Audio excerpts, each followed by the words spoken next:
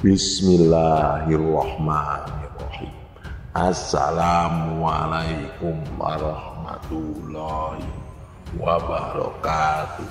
Sahabat Superpedia yang dimuliakan Allah, semoga kita selalu dalam keadaan sehat walafiat. Amin. Alhamdulillah dan terima kasih kepada yang sudah like dan subscribe. Semoga selalu dalam lindungan Allah dan dipanjangkan keberkahan umur. Di video kali ini, saya ingin menceritakan kisah yang menginspirasi tentang seorang pria yang pernah menunaikan haji saat muda. Namun ia hidup dengan sifat sombong dan angkuh. Meskipun telah berusia 75 tahun, keangkuhan masih mengakar dalam dirinya. Suatu hari, ia mendapat kesempatan langka untuk kembali ke tanah suci dan mengubah takdir hidupnya di Masjidil Haram. Sahabat Superpedia, mari berkisah tentang perjalanan spiritual Mbah Tarjo yang menghadirkan keajaiban dan taubat yang mendalam. Sebelum menyimak cerita ini, sempatkanlah menulis sholawat kepada baginda Nabi Muhammad SAW di kolom komentar sebagai tanda penghormatan kita kepada beliau. Allah Subhanahu wa Ta'ala berfirman dalam surat Al-Ahzab ayat 56, sesungguhnya Allah dan para malaikatnya bersolawat untuk Nabi. Wahai orang-orang yang beriman, bersolawatlah kamu untuk Nabi dan ucapkanlah salam dengan penuh penghormatan kepadanya. Mohon sahabat seiman semuanya untuk mendengarkan video ini sampai akhir agar tidak terjadi kekeliruan dan salah. Nama-nama dalam tokoh ini saya samarkan. Di sebuah desa yang terletak di Yogyakarta dekat pantai Parangtritis, hiduplah seorang pria yang dikenal dengan sebutan Mbah Tarjo. Nama panggilannya ini berasal dari pengalaman berhaji yang pernah ia jalani ketika masih muda. Saat itu ia berkesempatan menjalankan ibadah haji bersama kedua orang tuanya. Meskipun sebenarnya biaya untuk keberangkatannya tersebut bukanlah dari usahanya sendiri, melainkan atas ajakan dan tanggungan orang tuanya. Namun perjalanan spiritual yang seharusnya membawa cahaya kebaikan dan ketenangan jiwa tampaknya tidak meninggalkan jejak positif dalam dirinya. Mbah Tarjo yang seharusnya pulang dengan hati yang bersinar oleh nilai-nilai agama justru dikenal sebagai sosok yang angkuh dan sombong di mata tetangganya. Sifatnya yang tidak tersentuh oleh kebajikan agama membuatnya menjadi pribadi yang kerap kali bertingkah usil dan enggan mengalah. Keangkuhan Mbah Tarjo semakin diperparah oleh status sosial keluarganya. Orang tuanya yang memiliki harta berlimpah seringkali dijadikan alasan untuk merasa lebih unggul dibandingkan orang lain. Ia seringkali memandang rendah tetangga-tetangganya, memperlihatkan sikap yang tidak ramah dan tidak peduli pada sekitar. Seolah-olah harta yang dimiliki orang tuanya memberikan hak istimewa untuk bersikap seenaknya kepada tetangganya.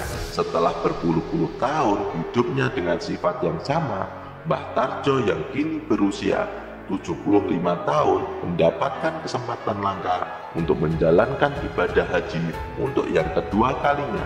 Ia tiba di tanah suci bersama istrinya, mengenakan gelang berwarna hijau di pergelangan tangannya. Gelang tersebut memiliki makna khusus di tengah jamaah haji. Hijau menandakan bahwa Mbah Tarjo adalah seorang jamaah yang usianya di atas 60 tahun namun masih dalam keadaan sehat yang baik. Kehadiran mereka di Masjidil Haram disambut dengan hikmat. Meskipun sudah lanjut usia, Mbah Tarjo menunaikan sholat zuhur bersama jamaah lainnya di pusat kiblat umat Islam. Suasana yang hikmat terasa di setiap rakaat yang dijalani bersama. Setelah menyelesaikan 4 rakaat sholat, mereka mengakhiri dengan salam. Tak lupa berdoa, berzikir, dan melaksanakan sholat sunnah secara berjamaah di hadapan Ka'bah yang suci. Mbah Tarjo merasakan getaran spiritual yang luar biasa. Meskipun masa lalunya mungkin tidak selalu dipenuhi dengan kedamaian dan kebaikan, saat ini ia merasakan dihadirkan kembali oleh Allah Subhanahu wa Ta'ala untuk memperbaiki hubungan dengan Sang Pencipta dan dengan sesama manusia. Setelah menunaikan sholat zuhur di Masjidil Haram, istrinya mengajak Mbah Tarjo untuk kembali ke hotel guna istirahat. Namun, Mbah Tarjo dengan tegas menolak, menyatakan bahwa ia ingin tetap tinggal di Masjidil Haram sambil menunggu untuk melaksanakan sholat isya. Sudahlah, kamu duluan saja ke hotel. Orang hotel dekat kok, tinggal noleh saja sudah sampai. Gak mungkin kok aku kesasar. Aku kan sudah pernah kesini. Aku mau sholat asar sekalian, ucapnya mantap. Dengan pengertian, istrinya mengangguk dan memutuskan untuk kembali ke hotel untuk istirahat sejenak menunggu waktu sholat asar. Mbah Tarjo kini sendirian di pelataran Ka'bah, dikelilingi oleh orang-orang asing yang tak dikenal baginya. Namun ia tidak merasa sendirian. Dengan khusyuk, ia menyibukkan diri dengan berzikir, sholat sunnah, dan berbagai ibadah lainnya. Waktu terasa berjalan lambat, namun kesendirian di antara orang-orang asing tidak mengganggu konsentrasinya dalam beribadah. Beberapa jam berlalu tanpa ia merasa kesepian. Mbah Tarjo tetap sabar menunggu waktu azan sholat asar berkumandang. Ketika akhirnya azan tersebut terdengar, umat Islam mulai berkumpul di depan Ka'bah untuk melaksanakan sholat berjamaah. Ia pun kembali ke pelataran Ka'bah pada saf sholat di mana istrinya juga telah hadir bersama jamaah lainnya. Namun keduanya tidak bertemu secara langsung. Singkat cerita, setelah sholat asar berjamaah selesai, sebuah kejadian aneh dan mengerikan terjadi yang membuat Mbah Tarjo kebingungan dan panik. Ia sudah bersiap untuk kembali ke hotelnya. Namun saat menoleh ke belakang, ia terkejut karena tidak melihat hotelnya seperti sebelumnya. Seolah-olah hotel yang seharusnya berada di tempat yang sama tiba-tiba lenyap begitu saja. Mbah Tarjo merasa terjebak dalam labirin yang tak terpecahkan. Ia meraba-raba di sekitar, mencari-cari jejak atau petunjuk tentang keberadaan hotelnya. Namun usahanya sia-sia. Bahkan orang-orang di sekitarnya tampak tidak menyadari keanehan tersebut, seolah-olah hotel itu tidak pernah ada di sana. Kekhawatiran dan kecemasan mulai menghampiri pikiran Mbah Tarjo karena ia tidak tahu harus pergi kemana untuk bermalam.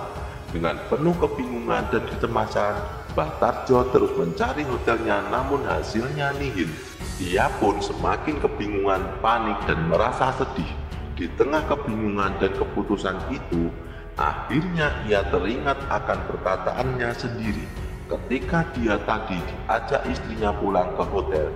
Saat itu dengan sombong dan meremehkan, ia berkata bahwa hotelnya tinggal menoleh saja sudah sampai karena ia sudah pernah ke sini. Sadar akan kesombongan dan sikap meremehkannya, Mbah Tarjo merasa terpukul oleh beban dosa-dosanya. Dengan hati yang penuh penyesalan, ia segera memohon ampun kepada Allah Subhanahu wa Ta'ala.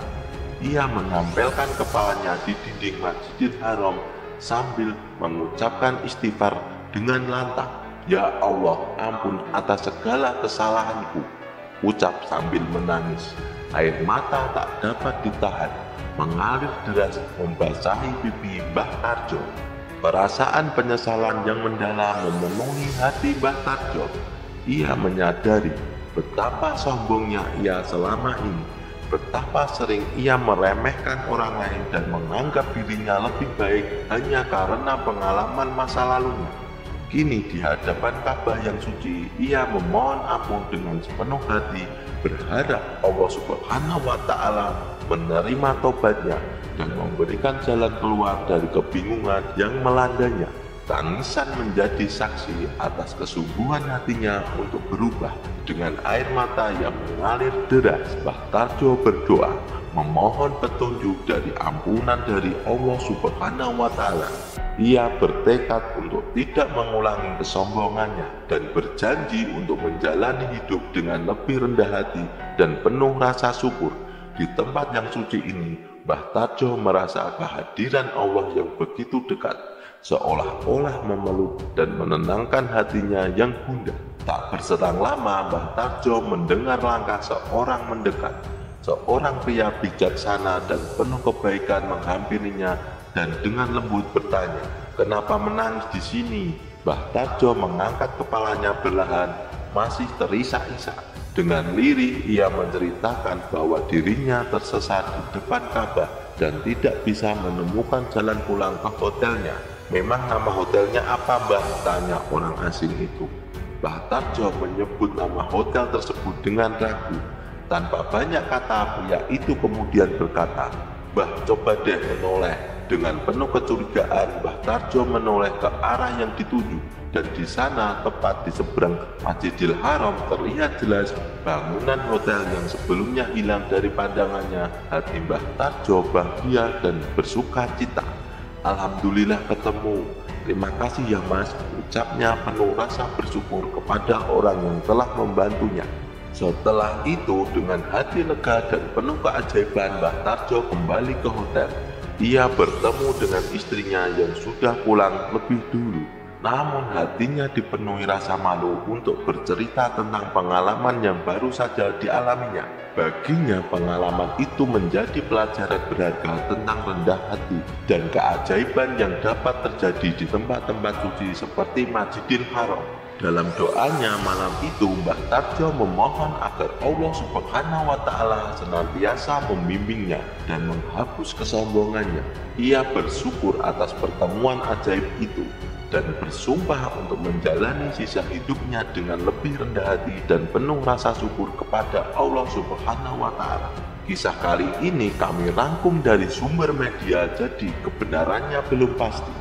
Nama-nama tokoh ini saya samarkan dan saya edit sedikit biar lebih menarik ceritanya. Mohon maaf apabila ada kekeliruan yang terdapat dalam kisah ini, karena maksud dari video kali ini adalah agar kita dapat mengambil hikmah atau pelajaran penting dan senantiasa terjaga dari mara bahaya dan kekufuran. Semoga kisah ini bermanfaat. Yang benar datangnya dari Allah Subhanahu wa Ta'ala.